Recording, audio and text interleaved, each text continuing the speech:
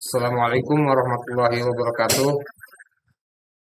Kenalkan, nama saya Fatko Rizal, prodi agribisnis dari kelas B.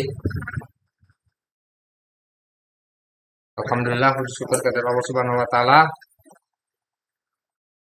Mudah-mudahan kita semua diberikan kesehatan, keselamatan, dan semoga aktivitas kita bisa berjalan lancar.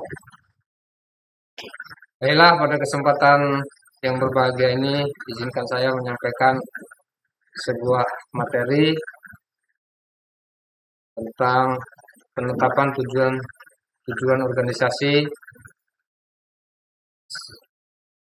dalam mata kuliah dasar-dasar manajemen. Sebelum kita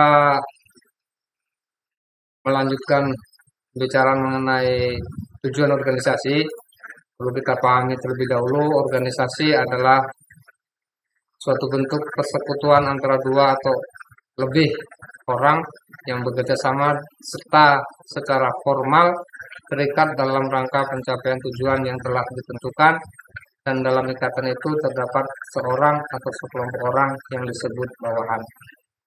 Itu menurut Profesor Dr. Sondang P. Siagian. Tujuan organisasi adalah suatu cita-cita yang disertai dengan usaha dan pernyataan yang jelas kemana organisasi akan dibawa, dalam bentuk suatu hasil atau titik akhir atau segala sesuatu yang akan dicapai. Sebelum organisasi menetapkan suatu tujuan, terlebih dahulu harus menentukan visi dan misi dalam sebuah organisasi. Visi mengandung arti cara pandang yang jauh ke depan kemana organisasi harus dibawa agar dapat tetap eksis atau mampu bersaing, inovatif, dan antisipatif. Sebuah organisasi juga harus memiliki misi yang memiliki arti bahwa suatu pernyataan di mana di dalamnya telah tertera tujuan organisasi yang telah ditetapkan serta sasaran yang ingin dicapai. Fungsi dalam penetapan organisasi. Yang pertama, pedoman bagi kegiatan melalui penggambaran hasil-hasil di waktu yang akan datang. Fungsi tujuan memberikan arah pemusatan kegiatan organisasi mengenai apa yang harus dan tidak harus dilakukan. Kemudian yang kedua, sebagai sumber legitimasi akan meningkatkan kemampuan organisasi untuk mendapatkan sumber daya dan dukungan dari lingkungan sekitarnya. Yang ketiga, standar pelaksanaan. Bila tujuan dilaksanakan secara jelas dan dipahami, akan memberikan standar langsung bagi penilaian pelaksanaan kegiatan atau prestasi organisasi. Kemudian yang keempat, sebagai standar motivasi. Ini berfungsi sebagai motivasi dan identifikasi karyawan yang penting. Dalam kenyataannya, tujuan organisasi sering memberikan intensif bagi para anggotanya. Kemudian yang terakhir, sebagai dasar rasional pengorganisasian. Tujuan organisasi merupakan suatu dasar perancangan organisasi.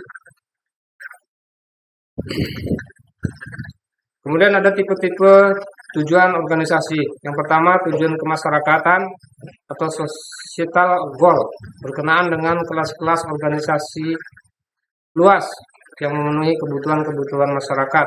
Kemudian ada tujuan keluaran ataupun output goal, berkenaan dengan jenis-jenis keluaran tertentu dalam bentuk fungsi-fungsi konsumen. Contoh, barang-barang konsumen, jasa-jasa bisnis. Kemudian ada tujuan sistem.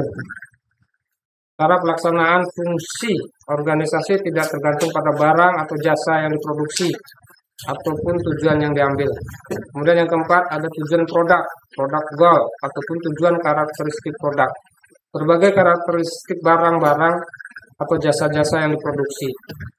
Kemudian terakhir, tujuan turunan derivative goal.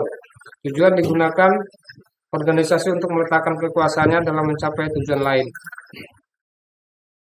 Proses penetapan tujuan.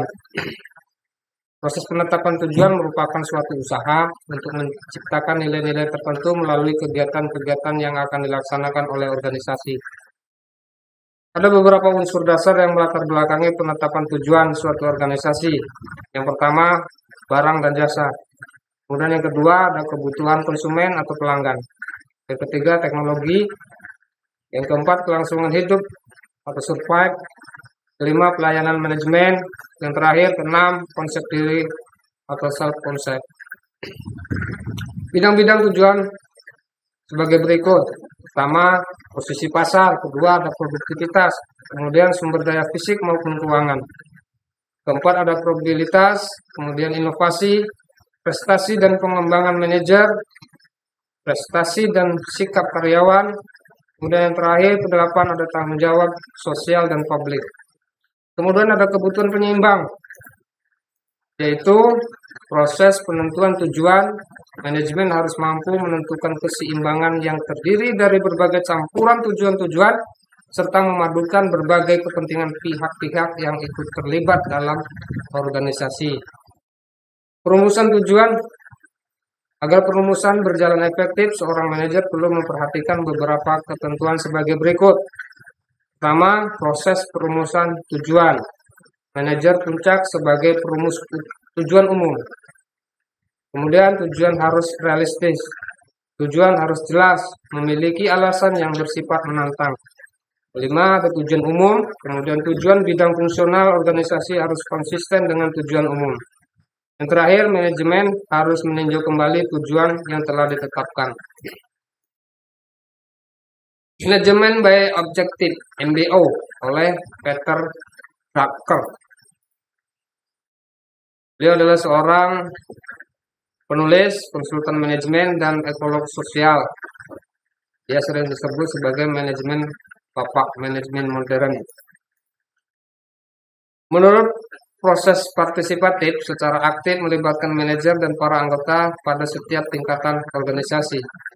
Upaya untuk mencapai efektivitas dari program MBO yaitu pertama, pendidikan dan pelatihan bagi manajer, keterikatan antara tujuan pribadi dan tujuan organisasi, kemudian ada pelaksanaan umpan balik secara efektif, yang terakhir adanya dorongan dari peserta atau dari bawahan.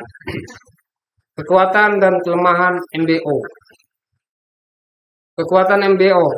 Pertama, memungkinkan para individu mengetahui apa yang diharapkan oleh mereka, membantu dalam proses perencanaan dengan membuat para manajer menetapkan tujuan dan sasaran. Kemudian yang ketiga, memperbaiki komunikasi antara manajer dan bawahan, membuat individu lebih memusatkan perhatiannya pada tujuan organisasi.